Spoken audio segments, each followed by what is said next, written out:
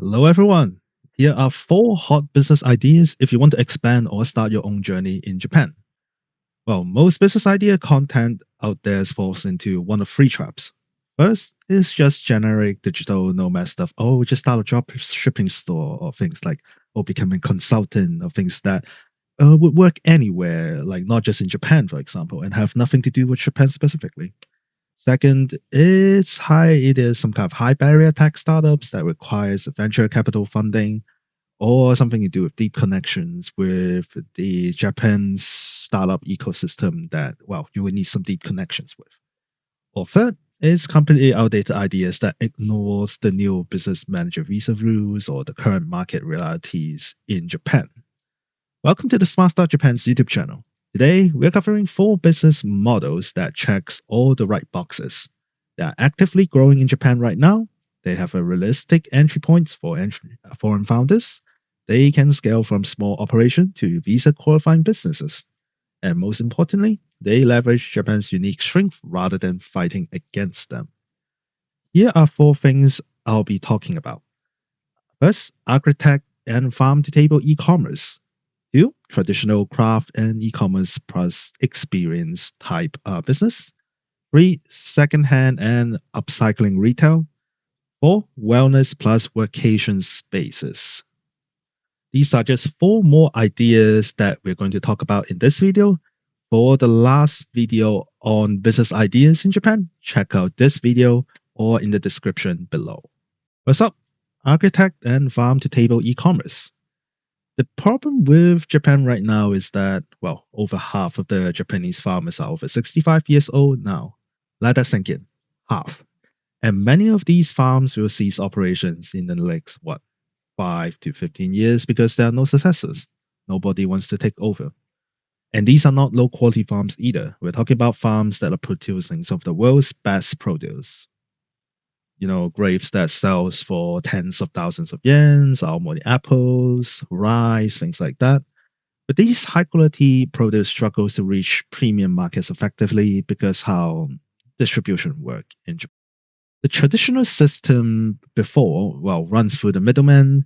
If you're doing rice, that would be like JA or the agricultural cooperatives, and these middlemen usually takes a huge cut from the farmers.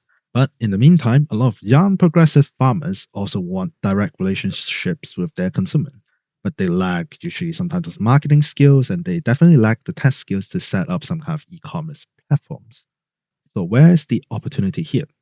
Farm-to-table subscription boxes in Japan are growing 15 to 20% annually. Direct-to-consumer produce platforms like Pocket Marché or Tabechoku are gaining serious tractions. There's definitely a growing export market for premium Japanese produce, strawberries to Hong Kong, mango, Singapore, things like that. And smart farming technology adoption is increasing among progressive farmers who wants to modernize, but they don't know how. In terms of options, you can start anywhere from like an agriculture e-commerce platform or some type of smart farming consulting or self-service or even educational farm tourism. These are all worthy areas to explore in the Japanese agricultural market. In terms of your skills, you definitely need a good Japanese level. N2 is pretty much essential. You need to build relationship with these farmers, and most of them, almost all of them don't speak English. You need digital marketing, e-commerce operation skills within Japan. You need some sort of understandings of logistics and coordination, how everything works in Japan. Getting something from a farm from Tohoku to somewhere in Tokyo or Osaka or even abroad is not simple. And you'll need to pay attention to some of the cultural sensitivities around rural communities. Rural Japan can be a bit skeptical of outsiders, especially if you're a foreigner. All right, let's move on to the second idea.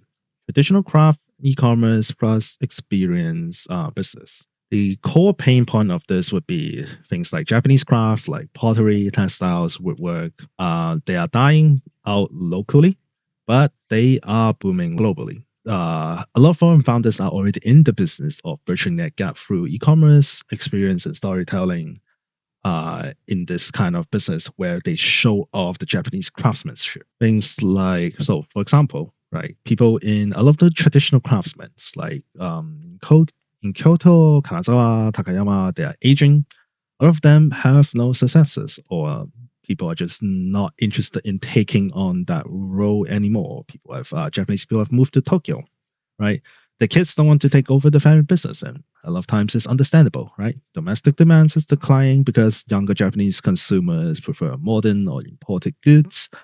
They're a lot cheaper as well. Sometimes, of course, you can't always expect the same quality as a Japanese goods, but people are willing to take that trade-off now. Furthermore, a lot of these artisans lack the digital marketing skills. They have no idea how to reach customers online, especially foreign ones, or how to distribute their products globally. Meanwhile, their workshops and studios are underutilized except during peak tourist seasons. So where's the opportunity? Well, there's a massive global demand for authentic Japanese crafts on platforms like Etsy, Shopify, Instagram, things like that. The experience economy is definitely booming in Japan. Viewers are paying anywhere from 10,000 to 30,000 or even above for a hands-on workshop where they can learn pottery, calligraphy, tea ceremony. There's a growing market for online education too, live stream craft classes, teaching things like kitsugi or ikebana to international audiences. And there's a storytelling premium as well, because you're from Japan. Products that come with an artisan backstory sell for 2 or 3 times more than a generic product. So, what can you do to help these artisans to expand their business and help yourself as well? In our opinion, there are a few ways. First, you can consider starting an e-commerce storefront, but there are a lot of that already. You can set up some kind of workshop and experience booking platform, or go straight into the online crafts education platform. These are all ideas that have been proven to be working in Japan to revitalize the traditional artisan craftsmanship here in Japan. Skill-wise, you need a pretty good marketing skills, well, storytelling and content creation, photography, video, social media, you will need all of them. You need, if you're setting an e-commerce platform, you need e-commerce operation knowledge, how to run a store like Shopify or Facebook ads or SEO or Line, things like that. These are important. You also need cultural sensitivity and respect for traditional crafts. Of course, if you are trying to sell these, then you have to pay the utmost respect to the artisans who will be helping with the products. And I would say you also need advanced Japanese in this area, and two is very helpful. And in this case, I would say networking would be even more important than what your skills show. You need relationship with artisans who are in crafts regions like Kyoto or Kanazawa, regions like that. You need connections with the tourism board or crafts associations, on partnerships with influencers or Japan-focused travel creators who can help you reach those customers. Business idea 3: secondhand and upcycling retail. So, where's the opportunity here? Well, Japan produces high-quality goods that last decades, and it has a massive secondhand market infrastructure. Foreign founders can tap into and have already tapped into this by curating for tourists, selling to international buyers, or creating upcycle brands. There's this culture called Mottainai, which roughly translates to, well, they're regretting over like wasting things. Like this deep culture value around not wasting things is central to the idea here. Because of this idea, Japan has built a really sophisticated secondhand business infrastructure. Book off, things like that. Very famous for, well, secondhand and cycling these secondhand items. Right? They are professionally run, they're clean, very well organized compared to, let's say, the Western counterparts. Right? Vintage Japanese goods has this market. Things like camera, watches, denims, they last for 20 to 15 years, even furnitures. Foreigners or even people from Japan will pay 2 to 3 more times than what you can buy these items for, if they are looking for something that is specific to their needs. There are also a lot of tourists looking for people who would guide them through Harajuku, personal shopper services, things like that. There's also international resales for secondhand goods in Japan. They are selling these items abroad, like eBay or Reverb, things like that. So, what are the business models here that you can look into? Well, some kind of second-hand e-commerce store that tailors specifically for foreigners would be a good place to start. Another one to look into would be things like vintage fraction tours or thrift tours, maybe in Harajuku. These revenues are pretty good. Tour fees can range from 15,000 to 30,000 per person. You can also get some kind of personal shopper or sourcing services. These people would pay high. Foreigners who will want that specific product in Japan would pay really good money for you to locate that product.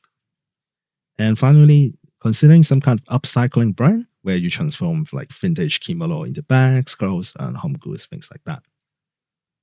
Although it's important to note that in terms of what business you want to start, you will need specific knowledge about the product that you'll be selling. Better to choose a niche rather than trying to do everything at once, whether it's vintage cameras, fashion, furniture, whatever, right? You need that e-commerce operation or international shipping knowledge as well. You need access to quality, authenticity, and conditional grading. And you also need the marketing and storytelling skills here in Japan to explain why this particular item is special. In terms of Japanese level skills, I would say you don't necessarily always need N2. The N3 would work if you have the necessary connections here in Japan. All right, business idea number 4, wellness and workation spaces. So the idea here is basically mainly to create some kind of workation spaces that would combine work and rejuvenation together.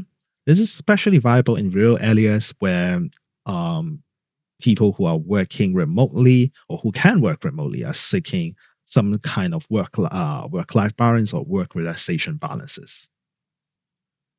These main trends started, I would say, past COVID. About 30% of Japanese companies are now at least allow some type of remote work here. There's a whole movement called Workation in Japanese. Basically, work plus vacation is actually being promoted by the Japanese government as well. There's this wellness boom that is already happening. Urban Japanese are seeking stress relief and basically health support away from the cities. Maybe go to the countryside where they can work while relaxing. There's a pretty good market here already. Corporate retreat markets where companies are paying for team offsites with wellness components already exists. Companies would basically rent or have some kind of long-term contract with these workation spaces where employees can go there for a certain amount of time, basically doing their workation. And these are not just for Japanese as well. These are also for foreigners who are willing to work remotely here in Japan or want to travel around the world and want to enjoy Japan while still being able to work in a good capacity. Or if they need to communicate with a Japanese team for a certain amount of time, they can go to these vacation sites. So, what are the business models here? Well, some kind of vacation-friendly guest house or ryokan would be good. Some type of wellness center plus co-working spaces in the countryside would also work. In terms of if you're moving up the chain or down the chain, some kind of booking platform for these wellness retreats would also be an idea. And finally, you can also focus on not the physical places or rather than focusing on the places, focus on the experience you're providing them, helping them organize the entire trip or experience for their vacations, and these also works. In terms of skills that you need some kind of hospitality management or event planning experience. You need to communicate with these wellness centers if you're not doing any renting, or if you're doing these experience, you need to communicate with Japanese as well. So N2 would be needed. You need the marketing skills to reach these remote workers and corporates here in Japan. Building the relationship in terms of networks as well with local government who can provide these subsidies and supports to these wellness programs. You need the necessary connections to reach these companies to be able to have someone to champion for what you're selling. Remote work communities are pretty popular here in Japan, so joining some of those would be a good start as well. If you are doing a lodging business or some kind of not experience, but if you have a physical location for this vacation experience, you need to apply for a license under the Ryokan Business Act. That also comes with all the permits that you have to apply for as well, for fire safety, building permits, things like that. If you're providing meals, you need food service permits. So there are quite a few permits that you have to get and before you actually start this business. And you know what? These are services that are already available. These are services that are already available to some degree in places like Hokkaido, places like Nagano, where they offer this kind of mix of vacation and work environment for not just for Japanese, but for people who are coming to Japan to remote work, maybe only for the winter. Okay, finally, in here, you can see a quick comparison table on the business ideas side by side. Gives you a pretty good idea on the approximate capital that you will need, as well as the language requirement as well. So that's it. That's the 4 additional business ideas that we have in addition to our last episode. All of them have some sort of proven models already, with real companies already succeeding in them right now in one capacity or another. Some of them are already pretty large. Some of them are startups who are still trying to figure out the scene. If you're serious about starting one of these businesses or one of the businesses that we have talked about, or even if you have your own ideas, well, talk to us at SmartStart Japan. We help foreigners with their revenue growth journey here, from setting up their company to expanding their businesses and revenue here. We help with everything. And even if we can't help with something, we can always refer you to the right expert. If you're interested, book a free 30-minute consultation with us at smartstartjapan.com, and we will help you figure out which way is the best for you to start your business journey here in Japan. Thank you for watching, and we'll see you in the next video.